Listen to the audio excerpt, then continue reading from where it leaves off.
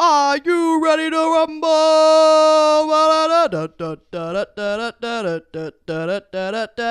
Hey, welcome to another episode of My Emotional Sport Besties. I'm here with my bestie. What if I gave your full stats? Reed! I wish I had stats. And here I am with my bestie. She's 5'4". Yep. She's faster than lightning. She'll dunk on your ass. Tori! Hey!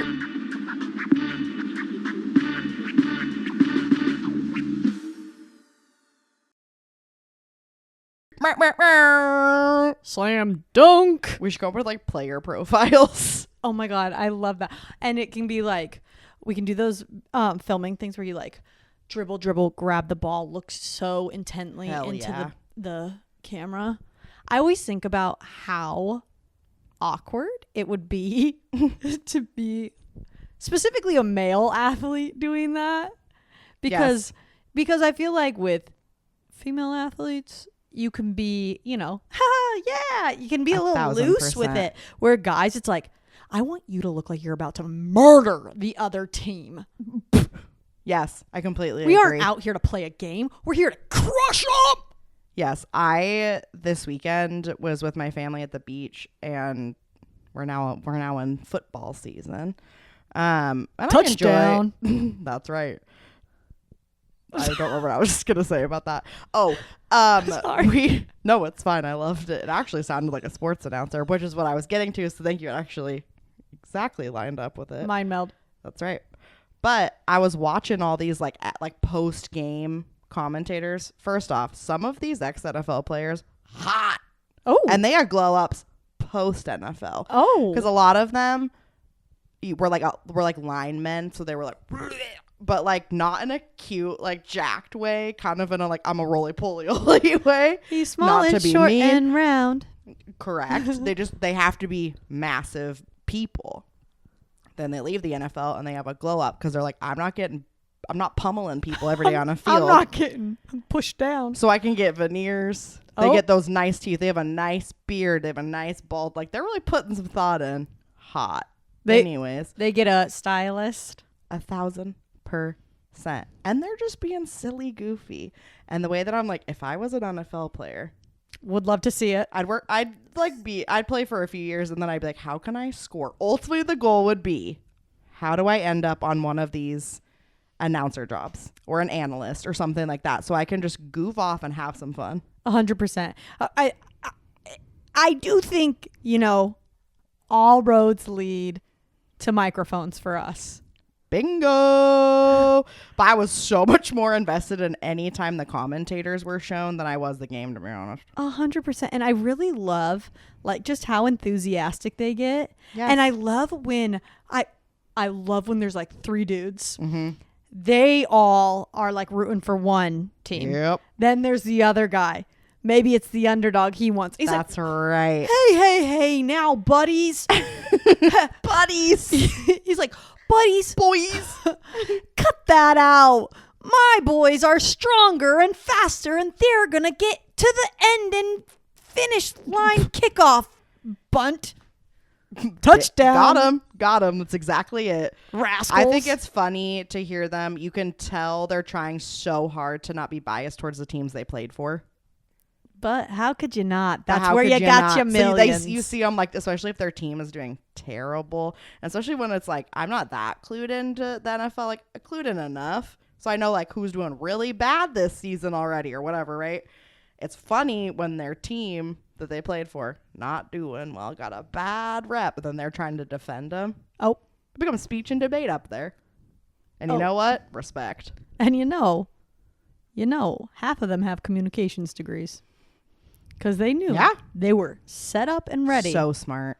Set It up and was ready. funny though, because it's like sitting next to my dad on the couch watching these, and the way that he's like obviously invested in it from a perspective of like he watched the game, they're talking about it, who they're all discussing who had a great week one. Does it mean they're going to be a weak team or it was just a week one play, right? They're having all this conversation. but they're riffing, they're doing funny things, and I'm like looking up information about them as people. Love I'm like, it. I need to know who this person played for, who are they married to, do they have children, where'd they go to school, all these things. And my dad, I just keep telling him things and he's like, okay, I know, it's like, cool. And I'm like, I want to know who this person is as a whole being. I need to know the lore of NFL. yes, I agree. Like, John will watch, oh gosh, he watches this show sometimes and he's always like, hey, you're going to want to watch this because it's like a reality TV show behind the scenes of a certain football team. Is that called like Knockout or something? No, I don't remember what it's called. Probably something like that. Insert here. I don't know. But I meant like I'm going to insert it post editing, not that the show was called Insert Here. The show is called Hard Knocks on Netflix. He's like, you're going to love this. You get to see behind the scenes, their family life. And I'm like, yeah, why are you guys not interested in that? Seriously. Why don't you want to know more about them? And they wonder why Taylor Swift being with Travis Kelce all of a sudden brought all these viewers, because now like, there's curious. I feel like I have an insider view into this person. They're not just a Neanderthal on the field knocking people around, not to minimize it, but sometimes that's what it looks like. If I know about this person's full being, I'm way more invested in it. Yeah, I'll cry when they lose. Yeah. I'm here for it. Yeah. Wow. Are we sports people? What if this gets us an opportunity to do like a halftime report or something on like Monday Night Football? Guys, wouldn't that be the best? This is our beginning of our campaign. We did only learn recently that you can only throw the ball once in football. Mm-hmm. John had to sit us down. You're only throwing that forward once. Yeah, besides that, you got to go side to side or back. You can't advance it more than once. Hello? I thought, I've always been like, why not toss it to the next guy? You're about to get tackled. Toss it to somebody else. That's also why each quarter lasts like 2 hours. Because they're just like, oh, gotta get it a little bit further. We all were joking because we were watching one of the games. I couldn't even tell you who was playing. And it was the fourth quarter. And my aunt walked into the room at one point and she's like, how much longer? And I was like, 3 minutes. So that's going to be about equivalent to 90. And she walked back in 20 minutes later. 30 seconds had passed. And I go, well, at this rate, I'm like, that makes more sense now. Why if they're putting a cap on how far you can advance it in every play, of course it's going to take 50 million years. I mean, it's because they are trying to be strategic with it. Mm-hmm. And safe, because trying to run down the clock. Can you imagine? What? If they were just tackling for minutes on end instead of like, okay, play is done. Take a second. Oh, I see. You know what? It could get real scary. Dicey. Woo-wee. Well. Anyways, so if you can get me invested in the culture of an NFL team, I'm all in. Or any team. Tell me about some professional ping pong players. I'm in. Bingo. Sold. I wonder, this is probably a thing. Women's football leagues? They have lingerie football or something. God, that just makes me mad. Like, what if some women or non-binary folks just want to pad up and play? I don't. I'll tell you that. But I don't, but I bet there are people that do. See, when it comes to sports, I would say that my favorite to watch is basketball. I like how fast it is. I like. Years. Actually, do you want to know what I really like about basketball? Mm-hmm. To be completely honest, I like the squeaking of the shoes. Bingo. I like that, and I like the people who come out with the towels and wipe down the floor. Satisfying. I also feel like it's just more of an accessible sport. Well, we don't have an NFL team in Portland, so there is part of that as well. Like, I feel like I can actually get invested in it, and we're about to have a WNBA team, so we can get invested in all of it. I am. I'm gonna be here for that. But I feel like I can like really get on board with things and like see you actually are like in the same room as the players and stuff, so I can get real into it. Yeah, maybe you could go down there and like touch one. I'd love it. But I'd just be like, poke. Bingo. I'm like, good job. Well, it'd probably be more like this, poke. They're so tall. Yeah, I always love when we will like watch something. The one that comes to mind is Steph Curry, because I'll be like, wow, that guy's short, and Sean's like, only amongst those guys. Yeah, because he's still like over 6 feet tall, but he looks so tiny. Pull him out of that group with some average dudes. He's tall. 1,000%. Only in those spaces can someone who's like 6'4" look short. Oh my! Because if I see a 6'4" person out in the wild, I'm like, that person's pretty tall. And that's on perspective. And that's on perspective, correct. some people give tall energy and some people give short energy, but they aren't actually tall or short. You know what I mean? Oh, I do. Like Miley Cyrus. Isn't she 5'5"? She's shorter than me. In my head, she's 5'10".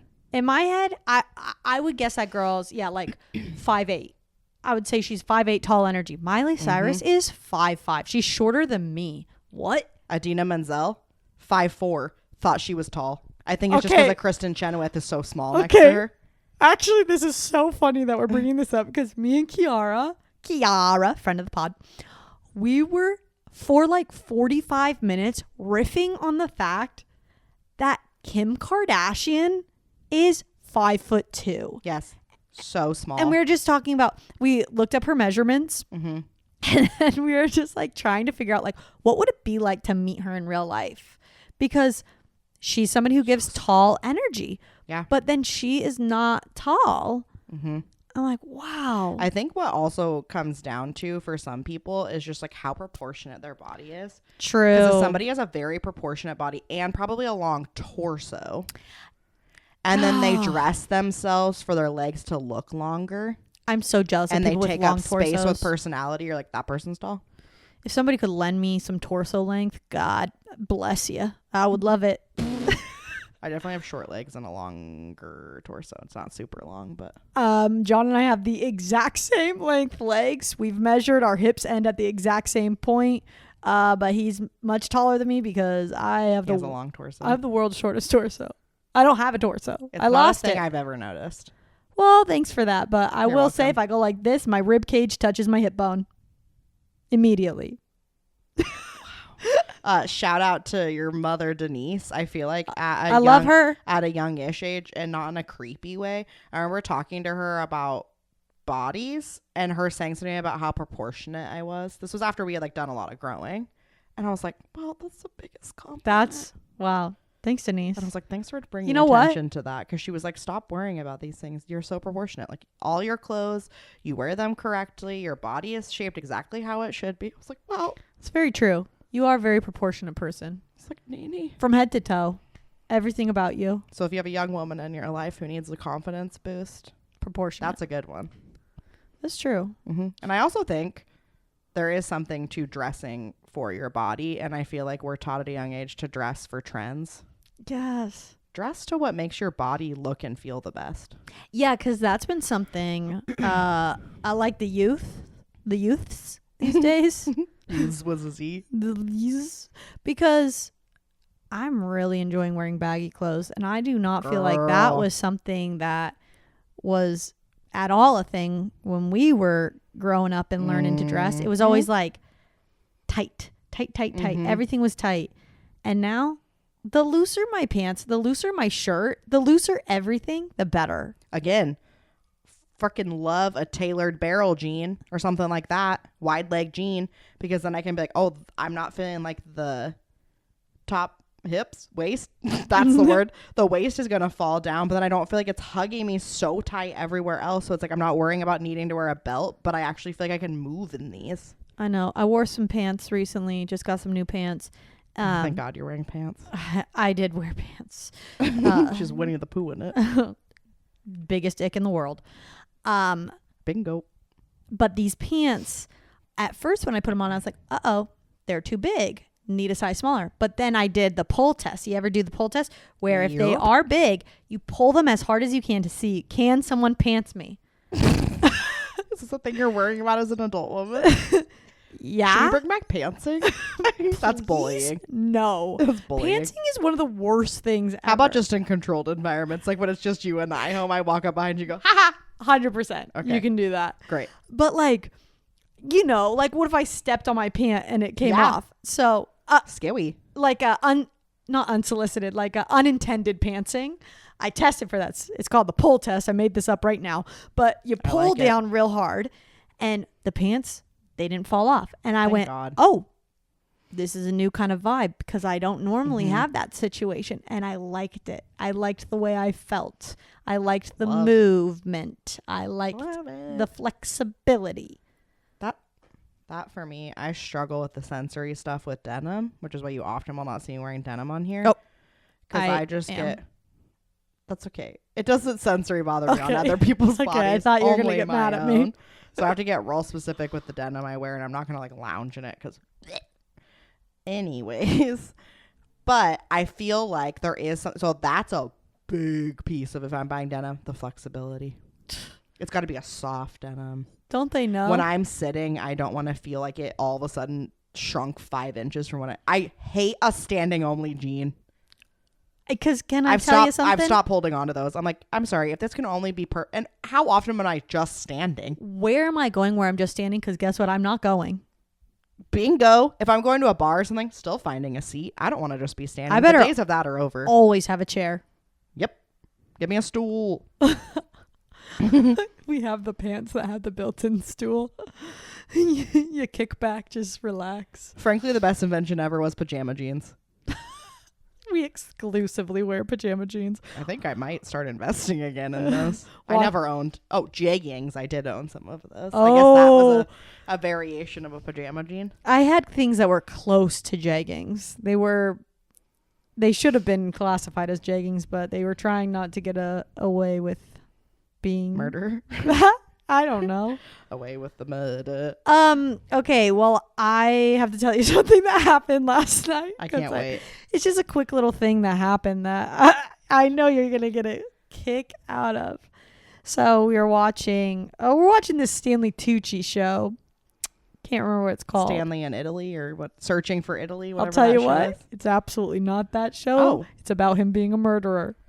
Oh, it's a scripted program. Correct. Okay, Which, great.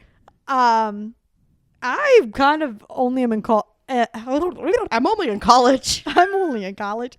No, I've like exclusively been calling him the Tuchinator. Love. And I like it. But we're watching this. The dogs are relaxing for the most part. And Ruby hops down. She's chewing on I'm pretty sure she was chewing on a bone. Okay. We're watching. Out of the corners of my ears, I can hear her chewing on this bone. Okay. Not really paying attention to it. Watching. She jumps up onto the couch, and like I go to reach for her, like come cuddle with me. She kind of smacks her lips, and then she just goes, ah! And she coughs really hard, and some sort of shard shoots out and hits me in the face. She has bone fragment shoot. That's like a superpower. I was like, ah, what? Ruby. That would be an alarming experience. Because I wasn't really even paying attention, but it was just so wild because one, the cough was so loud. It was the loudest. That probably hurt dog so cough, bad. But then it hurt me too. Yeah. It hit me right in the face. Did it stick into your face? No. Because that would be really funny if it stuck and it was like boing. No, because then I was like I immediately like wiped my face because if I saw something I would have thrown up. I still don't know exactly what it was, but it was just a really funny experience. I bet it was a bone shard. John was like, first he's just like, wow, Ruby, like thinking like, oh, that's a loud cough. And then I was like, ah, she just spit something on my face. You're like, was it a tooth? He was dying laughing. It was so funny. What was she doing? Just like. She just like laid down and curled up. She got it out of her throat, felt better. She's like, thank God. Yeah. She's like, that was annoying. Here, Mom, take it. And I did. Wow. I took a bullet from my daughter. Well, yeah. And she didn't give a shit. No, not one shit. Wow. But I also, what a powerful esophagus. She's got the strongest esophagus. That's a strong esophageal sphincter to really. She sphinx it up. I'll tell you that. Wow.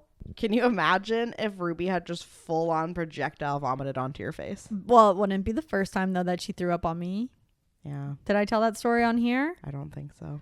Well, not too long ago, I was dead asleep at like 3 a.m. and all of a sudden I was awoken, startled by wetness being dumped all over my back because Ruby threw up on me in my sleep.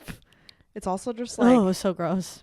The logistics of it being on like, your back why too is me? unreal. Why me? Seriously. Go to your father for that. Yeah. Why? Correct. I'm the one who gets grossed out by it. Mm-hmm. Turn and throw up on the man. Do you think it's because she was like laying down as she likes to do with her head on the pillow, and then just as laying down, just puked and it went on your back? Yeah, I think she just like stood up immediately and she was just like standing there. But kind of like a kid. Yeah. When they're like just standing over their parent and then puke all over. That was her version of that. I think all the time about how, God, I was a menace as a child because I would go into my parents' room all the time and just be like, I can't sleep. Except for I would do it in the creepiest way because I'd slink into their bedroom. Yep. I'd stand right in front of my mom. Yep. And I'd just wait until she'd wake up and then like, I can't sleep. How? That is scary. That is nightmare making. How scary for my mom. So scary. But also, can we talk about the like universal parent call from your, like when you were too scared to even leave your room?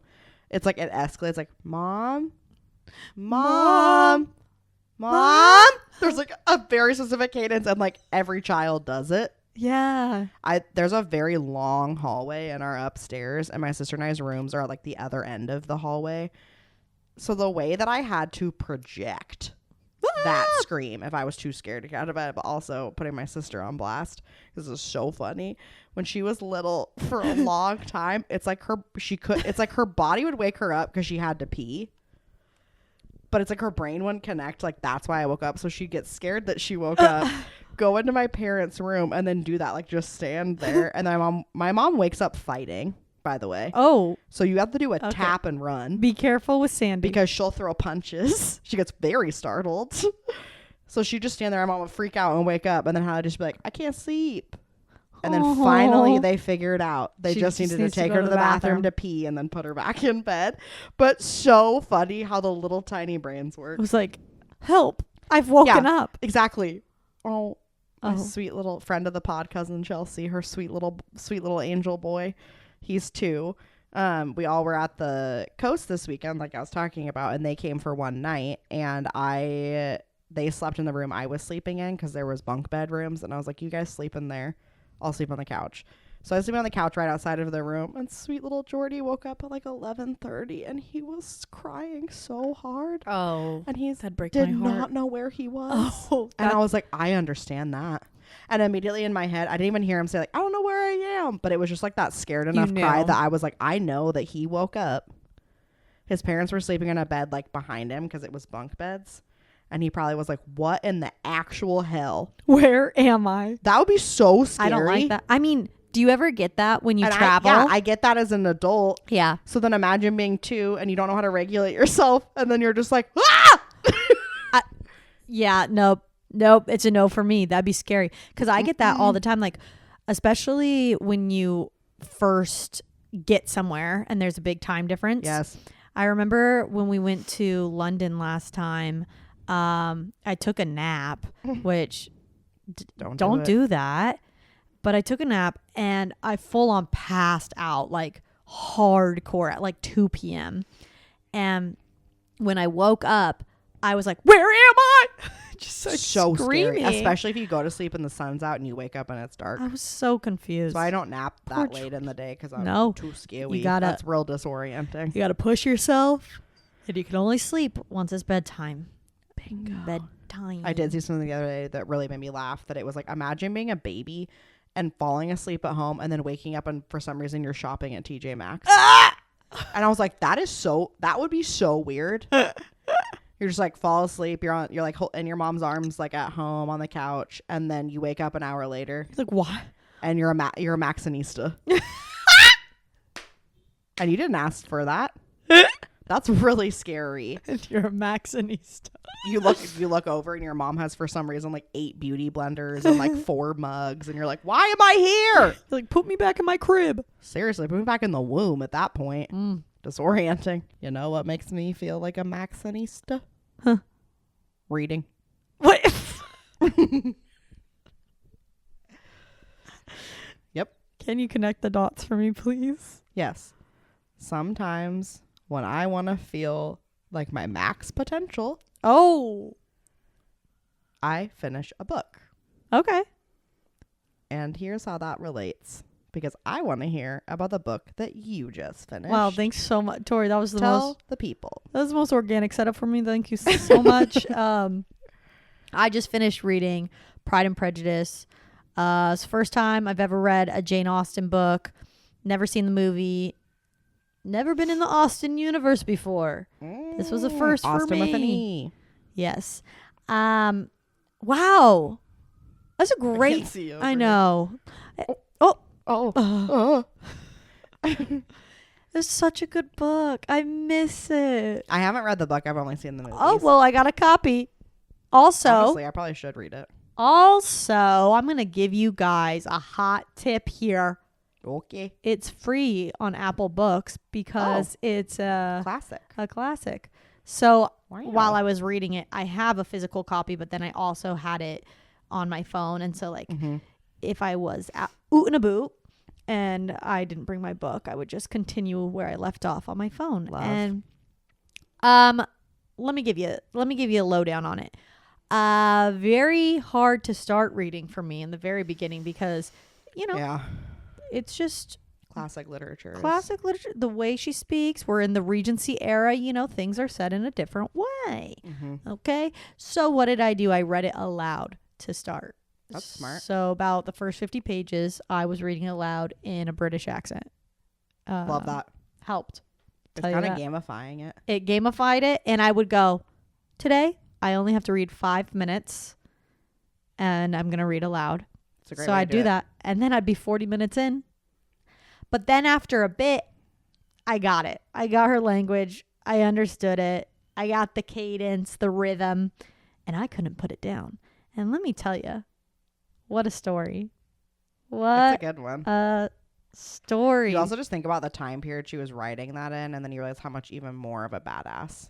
Well, and that's why, like, now I've got a hyperfixation on Jane Austen, so I'm reading Emma now. That's on my list. I want to read Emma. I've got Emma. I've got Mansfield Park and Persuasion. Of course, I'm going to read Sense and Sensibility as well. I think I'm going to save that for last because Pride and Prejudice was so good, and I heard that Sense and Sensibility is like just as good. I think Persuasion, they made it into a movie on Netflix. They did, and it's Dakota Johnson. And she actually, what's funny? Tell me. So good in that role. Okay. I kind of forgot she even played in that because sometimes I worry about her being a little too 1D or 2D instead of 3D in movies. See, I she think did a great job. I think the part that I was interested knowing that it's her is she's very modern looking to me, but maybe it's a little bit like modern spin, kind of fun. I don't know. They're still in that time period.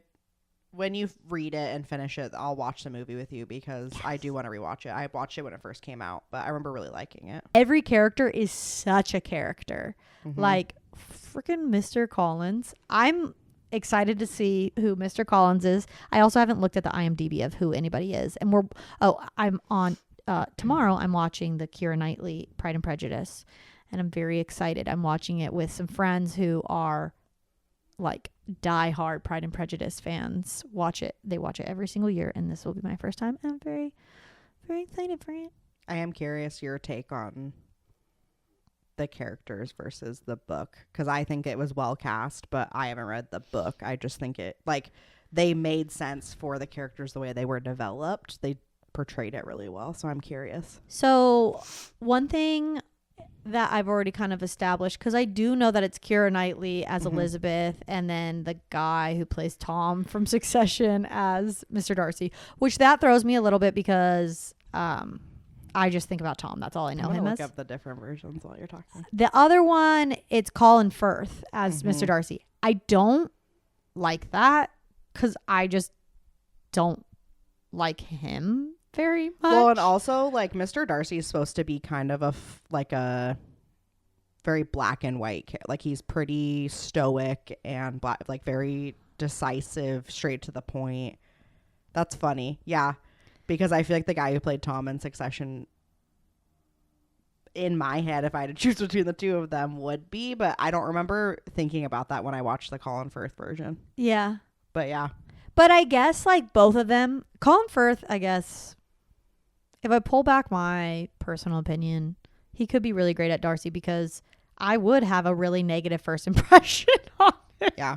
And so Matthew McFadden. Who's that? That's the Mr. Darcy Tom from Succession. Oh, that's his name. Yeah. Okay. Yeah, it's wild that he's wow. British in real life. Who would have known? Tom, what's his last name? Can you see Tom Wabasback or something. Wasback, I think. Wasback? Yeah, something like that.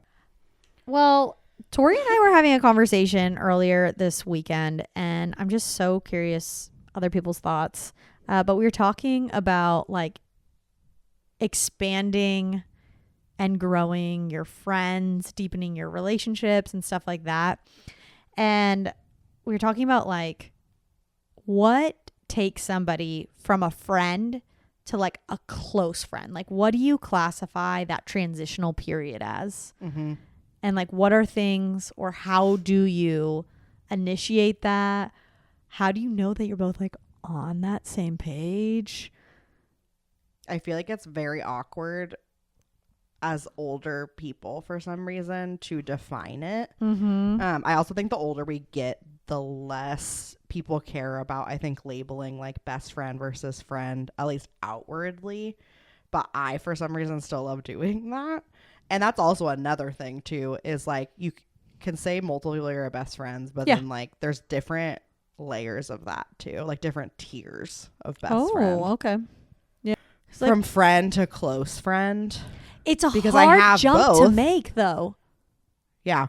I feel like it's a hard jump to make, like, as an adult, because Yeah. I think it's easy to be a friend. I think it's easy to be like, let's have fun. Mm-hmm.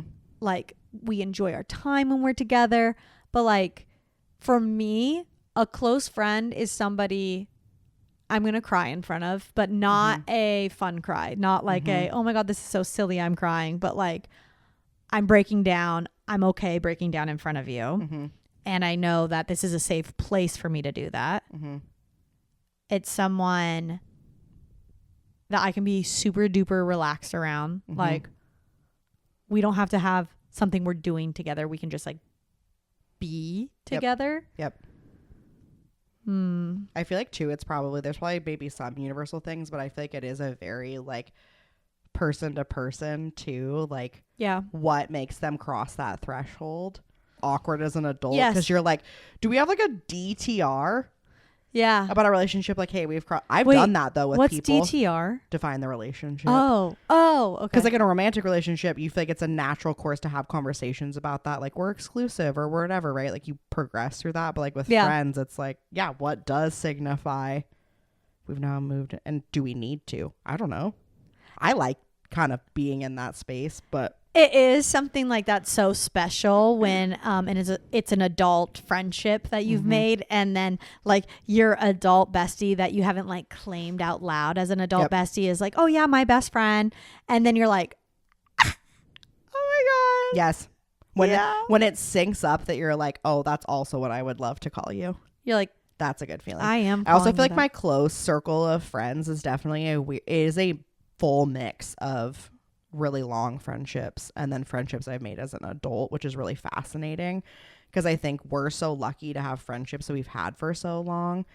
I almost specified like, oh, my best friend, my childhood best friend. Oh my gosh. Or like my roommate who turned my best friend, or like whatever, right? Like, or my college best friend, because I'm like, but then I'm like, why do I feel like I have to designate that? I don't know.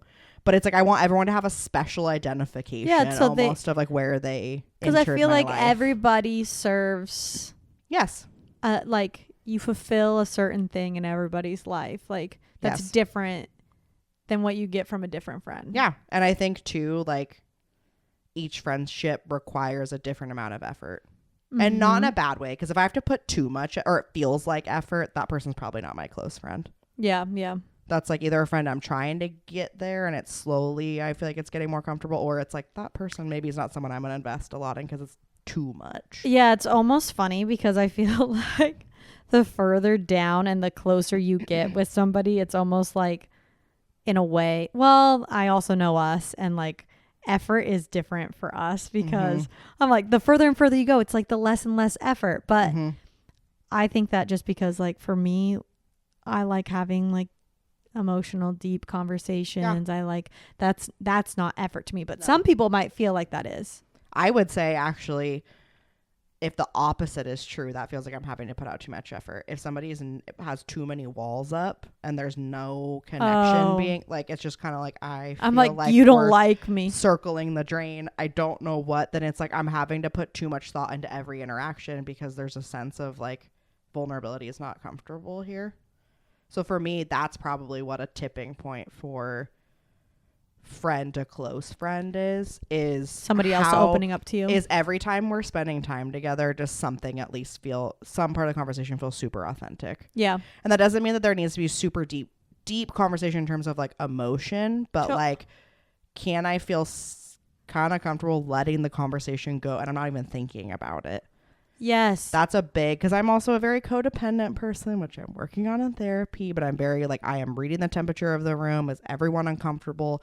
Is everyone comfortable? Are we all engaged? Like, how are we feeling about things? I never want people to feel uncomfortable, but I think that's also another piece of the transition is, do I stop caring about that as much? Because I trust you enough to tell me. I'm not trying to make I don't actually want to talk about this, or can we change the topic, or I'm uncomfortable with what's being said or something, right? Like there's a level of trust that goes into like trusting the other person to be able to speak for themselves. Yeah. And I don't think we know how to pick up on those cues until they've hit that point.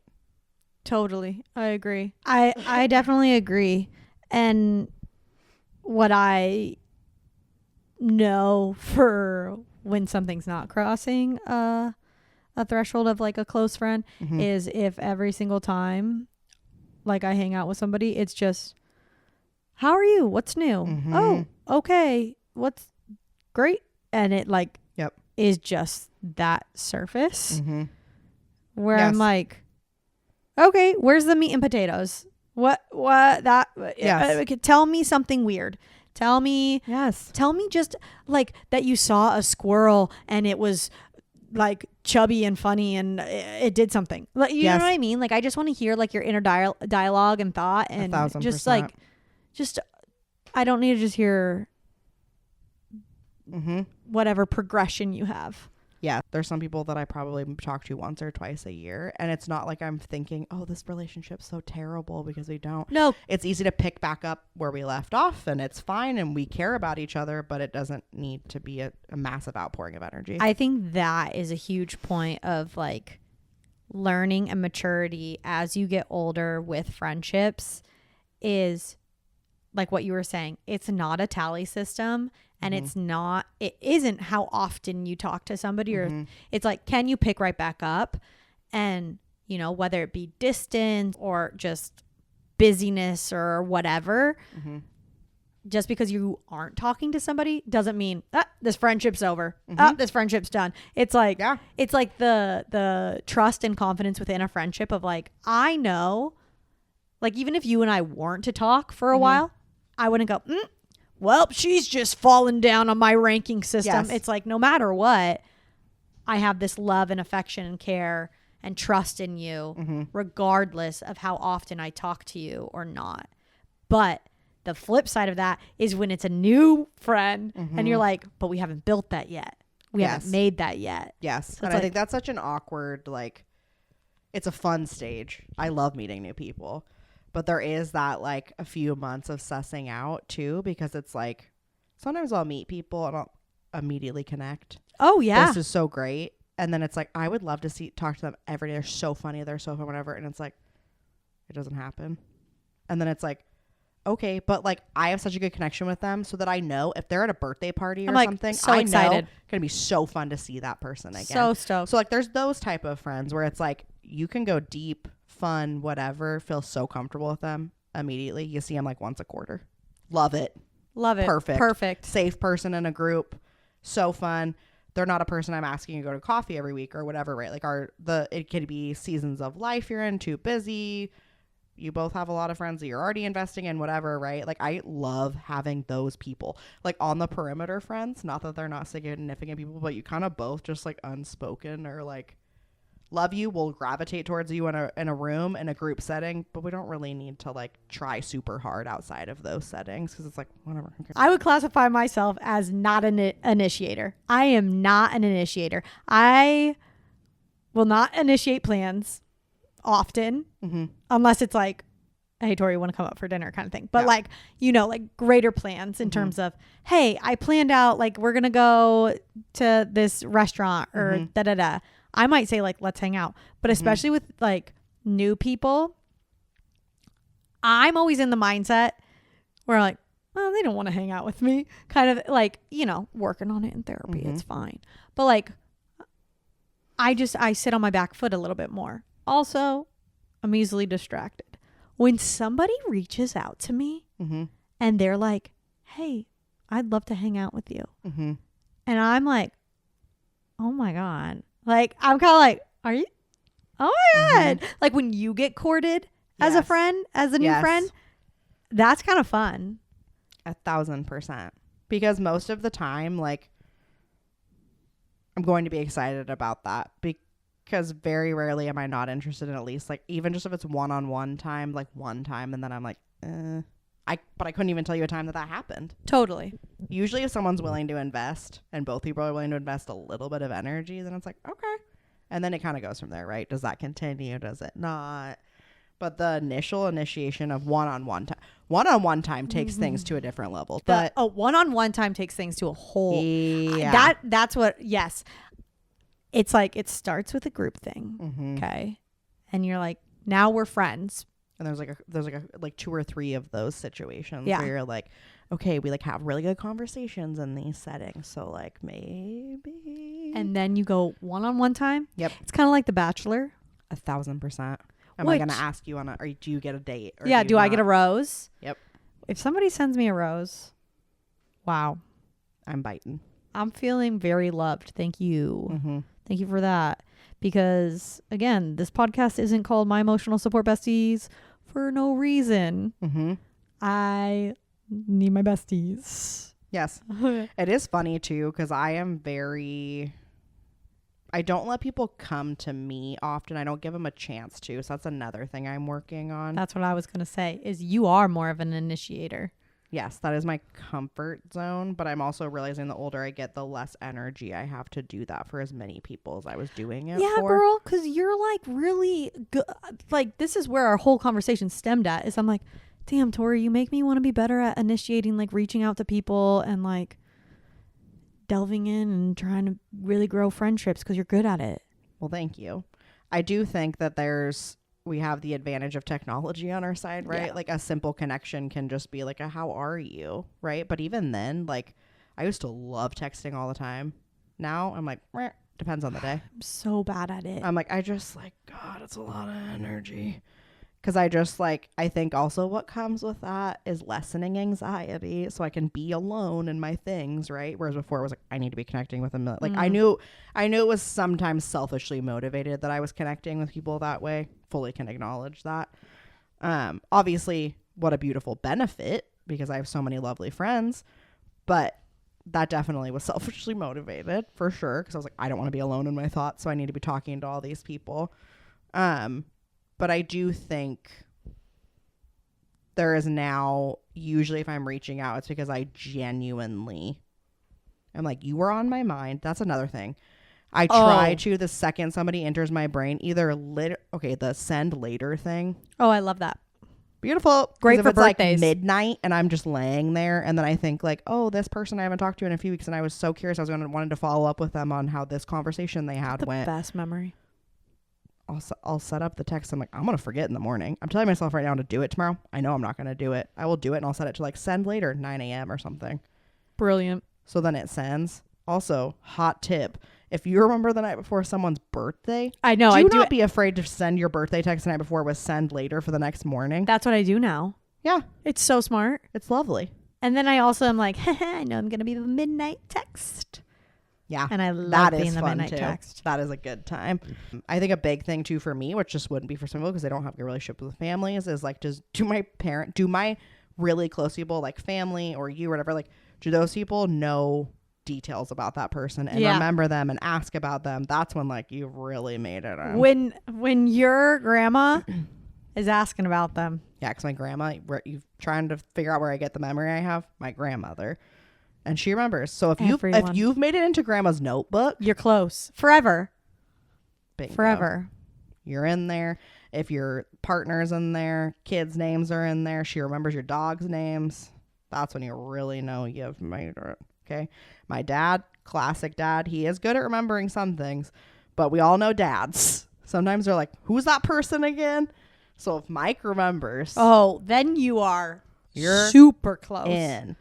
Because I am grateful to have a very close family, and they like to hear things about my life, and so I'm sharing them. Then you really know. That's right. Bingo. So real quick, we said it feels like The Bachelor when somebody like, Bachelor news. Yeah. Taylor Frankie being the new Bachelorette. Yeah. Okay. This is gonna be a wild season. I think it's weird. I'm just gonna say that. I know, because like I'm thinking they're just poaching now from like they usually pick someone from the previous season. So now they're like, we're gonna hand select someone who has nothing to do with this. It's also not even Bachelorette season. Apparently it's supposed to be The Bachelor, and then they pick her. But here's the thing that I was more fascinated in. Okay. I hear the news. Cool. I think I might watch it. I've never really watched The Bachelor or Bachelorette. I might dabble. I might just see. I don't know if I can stomach it, to be honest, but I'm curious. Yeah. What I was more curious about though is who's their management. Because let me tell you, they are working fucking hard, okay? You got Taylor on The Bachelorette. You got Whitney on Dancing with the Stars. You got Jen Affleck on Dancing with the Stars. And then today, you also have Jen Affleck in a Dunkin' Donuts commercial with Ben Affleck. Shut up. And she is the value Affleck. So that's hilarious. I looked it up. Incredible. I looked it up because that's good ass marketing. I'm fascinated by this. And they are managed by Select Management. They're managed by Select Management. And I'm like, wow. All the Mormon wives, or only some of them have? So I know specifically that Jen and Taylor are. Okay. I think Whitney is too. But when you think about it, those are the three that are getting the most publicity. They're like, the fact that there are two on Dancing with the Stars, like, and Dancing with the Stars, is that ABC as well? Yeah, that's what I was going to say. So somehow there's a connection to the ABC where they have a good in over there. But that is insane. Yeah. They are pulling some Kris Jenner shit over at Select Management. That makes sense because Hulu is a Disney-owned company, which Disney owns ABC. So I'm like, there must be some type of... I'm shocked by it, though, because how... I don't know. Yeah. It's wild. I'm curious to see. I think we're going to keep seeing them everywhere. We've got season 3 coming out in November. Yep. It's strange. I don't know. We also never watched the finale. Oh my God. We never watched. Season. And you know what? I'm okay with it. I'm okay with it. I'm almost more fascinated just watching it from a zoomed out perspective. Correct. Of the business side of it. Of like, what are they getting picked up for? How is this all happening? It's how are they making how are money they outside commodifying of the show? themselves? Because right now it's big time. It's Real Housewives on steroids almost, because the way that they're becoming so relevant in society, like the Real Housewives, there's a few that stand out, I think, to any lay person that's somewhat in culture, but then there's so many of them now that they get lost in the sauce. This is so specific. Yeah. That it's like, oh yeah, I don't watch a show, but I know exactly who you're talking about. It's interesting though, I think, they're all Trump supporters. I think. I don't know if it's all of them. I think maybe Demi is. The blonde one, that's Macy. I don't think Macy is. Thank God. But I think the rest of them, Taylor is. And so that's also very interesting to me. That'll be fascinating on The Bachelor. Oh yeah. See how the men... I mean, just in general, I think in the current political climate, I am curious how that plays out. Interesting. And religion. How is religion going to play into it? Is she going to want a Mormon man? Are they only going to cast Mormon men? Yes. I know. Somebody said this weekend when I said something about it, they were like, is it going to be boring? I think she's going to be so emotional and annoying. Yes. And I was like, no, dude. She literally just had a baby out of wet. It's not like she's following these super, like...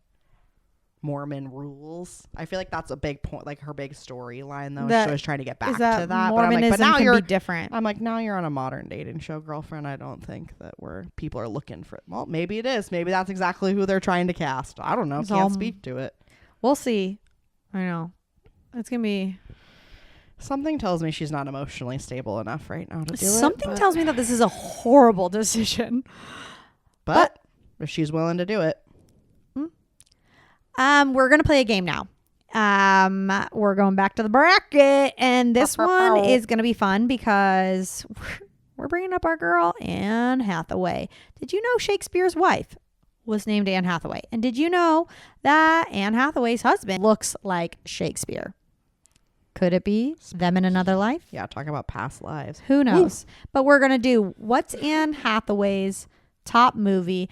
And we did a little bit of curation in terms of the movies we grabbed, because there's some, like Brokeback Mountain, not classifying that necessarily as an Anne Hathaway movie. Obviously, she's in it, but I honestly forgot she was even in it, so that tells me not one for the ages. And our inkling is that this is going to lean rom-com-y kind of classics, you know? Yep. So buckle up. Full transparency, we did select based on that. We're about to play What is Anne Hathaway's top movie? Okay, first one. The Idea of You versus Interstellar. The Idea of You, it's basically a Harry Styles fanfic where Anne Hathaway plays an art dealer, and I can't remember the name of the guy who's supposed to be the famous guy, but he's supposed to be like Harry Styles. They bump into each other and they fall in love, and it's a fun... His name's something that it's like Nate Bargatze, but not. Oh, I was gonna say Ace Ventura. But you know what I mean? Like, I think it's like a name that, like, when you look at it really quick, it looks like it says Nate Bargatze, but it's not. It's like Nick. Oh, I do think it's Nick. Nick something. But Bertoni. Something like that. And then great Interstellar. One. Yeah. So Interstellar, Matthew McConaughey. Space. Wait, is it Matthew McConaughey? Correct. Yeah. It's Matthew and Anne. Wait, she's in that? Yeah, it's Matthew and Anne, and they're the astronauts. And I think they get stuck up in the space station for what would be like equivalent, right, to... For a really long... For like on Earth. Forever. Like 80 years or something. So like That's they come right. back and their kids are like oh, yeah, and old. Jessica Chastain is like briefly in it as well. I like Interstellar, but in terms of, I'm thinking about this in like rewatchability and compared to like other movies of its genre, I prefer other space movies far above Interstellar. Not that it's not a stellar movie. The Arrival. Arrival is my number one space orbiting movie. So I think The Idea of You is going to take the cake for me. I also just love a celebrity fanfic. I'm also going to say The Idea of You because yes, agreed on the rewatchability, and when I'm also zooming out and thinking, what are the cards I want to play with? And it's definitely going to be more of the fun flicks. Also, The Idea of You made me feel something. Yeah. I watched it and I went, oh, never seen this plot before. Bingo. This is fun. It felt like believable reverse age gap, which I fucking hate that. Yeah. It's just age gap. It made me feel like a fun age gap romance. Next one. Princess Diaries versus Alice in Wonderland. Princess Diaries. Obviously. And do we need to even explain these movies to you? I don't think so. It's 100% Princess Diaries. The Princess of Genovia. The Princess of Genovia. Shut up. Okay. Now, Ella Enchanted versus Les Mis. Somebody to love. Find me somebody to love. Somebody. If you have not seen that movie, I need you to just pause this podcast right now and go watch it. Right now. So that being said, Ella Enchanted absolutely is my pick because that's something I watched like on a weekly basis for a very long time when it came out. And I'm so sorry, Anne. We know that you won an Oscar for Les Mis, but we're going to go with Ella Enchanted. All right. The Devil Wears Prada versus Love and Other Drugs. I mean, Devil Wears Prada. The Devil Wears Prada. Honestly, forget about Love and Other Drugs. I'm sorry, Jake Gyllenhaal. Know how I feel about that. So yeah, I get angry when I see his face, and it's too sad. I just realized they were in Brokeback Mountain and Love and Other Drugs together around the same time. Okay, and the last one is The Intern versus Bride Wars. Ah, shit. I know. My parents. Bride Wars was another, like, I wore out that DVD. Oh, yeah. My parents just watched The Intern, though, and they were like, so cute. It God, did make me cry. Cute. Well, also, just saying, I do an impeccable impersonation of Robert De Niro. Do it for the people. I don't know. You know, my parents just said they were watching and they're like, "Oh my God, is that Reed or is that Robert?" I was saying, I'm Robert De Niro. That's pretty good. I know. I feel like your dad can do a good one too, which also proves you guys look alike. Yeah, Bride Wars was one of my favorite movies, but do you know that it has one of the lowest Rotten Tomato scores? That's extremely offensive. Misogyny. Also, screw you, Rotten Tomatoes. You've been wrong on Almost multiple everything. occasions. Who are you going with? Oh, Jesus Christ. I'm going to go with Bride Wars because, again, the rewatchability. I have rewatched that movie a million times. Out of my mouth. I think I've seen The Intern like twice. Solid movie. Bride Wars so many times I can't even count. Okay. And I love a Kate Hudson rom-com, so. We're on to round 2. The Idea of You versus Princess Diaries. Princess Diaries. Correct. Absolutely. Okay. The Queen is coming. Ella Enchanted versus The Devil Wears Prada. Shit. I know mine. I think I'm Devil Wears Prada. That's mine. Yeah. Yep. Yeah. I mean, especially because we have a second one coming. I can't it better be just and as the good. Toochinator. The Toochinator. Oh, it better be God. just as good as like how they did Freakier Friday. I mean, Meryl's in it. Let's be real. There's gonna be no notes again. But here's the thing. The Devil Wears Prada had a huge impact on Tori and I. We used to just play games as if we worked at like a fashion house. We were Miranda Priestley. Yes. We'd take turns playing her. 100%. Okay. Now. Oh, okay. So now it's going to be Bride Wars versus The Princess Diaries. Princess Diaries. Yeah, boy. Okay. Yeah, boy. So this is the last one. The Princess Diaries versus The Devil Wears Prada. Oh my God. Jeez, I don't even. please. Oh my God. I think this might be the hardest showdown we've had. I so think far. this is the hardest showdown we've had so far. Okay, I'll present you my thoughts. I haven't made a selection. These are just my thoughts on each independent movie. Okay. Princess Diaries had a profound younger in life impression on me. Yeah. To the point of I felt like it really shaped me culturally. I also feel like it was the first time that I really invested in a romantic relationship in a movie. Because her and Michael, woo-wee, so cute. It also felt realistic. That. And the M&Ms on the pizza. Oh, so cute. But Devil Wears Prada, I think I just remember feeling such a stirring of feelings, and it was the first time that I really feel like I realized that like fame and money could go to people's head, because watching Andy go from like her sweetness with what's that guy's name? Adrian Brody. Wait, isn't that the name of the guy that played the pianist? Adrian something, right? Yeah, I made this mistake recently too. Wait. Oh, is Adrian his last name maybe? Or is it his first name? I think Isn't he from Entourage? Yes. Something Adrian. Hold on here. Let me get it really quick. But watching Andy transform in that, where she was clearly herself, some may say she was lacking confidence, but I still think there was a way that she could still be herself and have some confidence.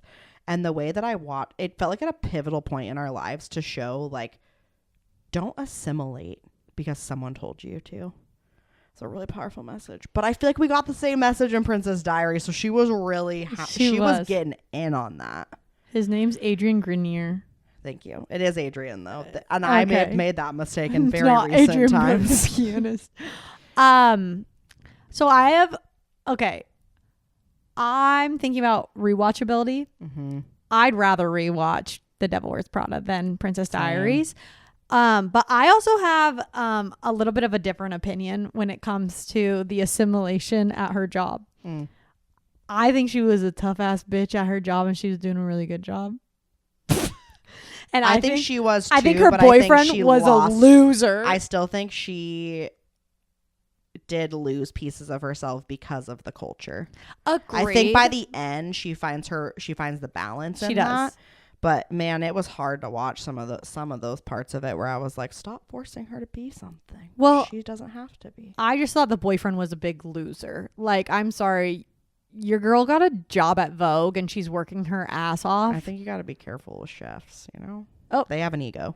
Yeah, but he's just like, why do you care about all this stuff? It's like, okay, I'm sorry, if she had a job anywhere else, you wouldn't like put down the things that she's caring about all of a sudden. I think it gave me an inspiration too of kind of like, which you're probably going to unpack this in therapy, but I'm like, sometimes men, they're really holding you back. Yeah. And so I'm like, in your 20s, if you're trying to get that career. Yeah, don't pull a Lauren Conrad and be the girl that didn't go to Paris. Go to Paris. Boo. Do it. Please. Sometimes you need a job to help you go travel somewhere. You don't got to love the job. I got to tell you, the older man she ends up hooking up with. I know. That's what I'm saying. That was such a sexy, steamy little affair. That's what I'm saying. And I do agree with that too, because I remember I was like, oh, I'm sad more in the fact that I don't really actually feel at all for the old boyfriend. I did in a little bit of ways, but also I was like, 10 when I was watching this. But the way that I was like feeling something about the fact that I was like, yeah, be single. Look at those hot people that you're interacting with. If you're in a relationship, you can't fuck that hot guy from The Mentalist. Don't remember his name. He's Australian though. I know. I'm like, I'm sorry. You're how old? You're in New York City. You're working for Vogue. You want to be a writer. Play the long game. Who cares about this loser boyfriend who's just like moping and sad all the time and doesn't look like he does his own laundry? Or get a haircut. Drop the weight that you don't need to carry and go be a boss. Can we also talk about the fact that she was a size 8? And they're like, we don't carry any. That was a very That's awful. weird. That's awful. I do feel like Stanley Tucci, his character was sensitive to that. The Tuccinator. He was a nice. Also, we love a man who can play sexually ambiguous and everything they do so well. He can play because guess what? It doesn't actually have to do with your sexuality. It's just who you are. We just love the Tuccinator. He showed up beautifully in that. We also just love anything he does. Because he's so sweet, cute and man. small. And guess what? That movie brought him to his wife because he is married to Emily Blunt's sister. Mm-hmm. And that's where they met. I hope Emily Blunt's in this one too. I would like the whole I think cast. she is. I hope we get everyone. Emily. So we're going with The Devil Wears Prada. Yeah. Yeah. That's it. Yeah. Number 1. Hopefully you guys agree. It's okay if you don't. We can disagree on things like because that. Princess Diaries was our runner-up, so if you'd prefer that one, I also understand that maybe had a more profound impact. But there's something about parts of it that annoy me. Also, when you look at it and you see, it's just more immature. Yeah, you see the first few minutes where her and her friend are talking, and the friend's like, "Wait, Lily. your dad died like, what is it, like either 1 month or 3 months ago? I thought you were over that." Oh my God, the dogs are freaking out there. Who let I read all of the books of Princess Diaries. I did too. They were good. Shout out to Meg Cabot. It does sound like there's probably going to be a third one too, like a movie. I hope so. Well, the dogs are saying, let us the fuck in, and I'm pretty sure Reed's door is about to be demolished. So I think that's our cue. It's time to wrap. We want y'all. snuggles.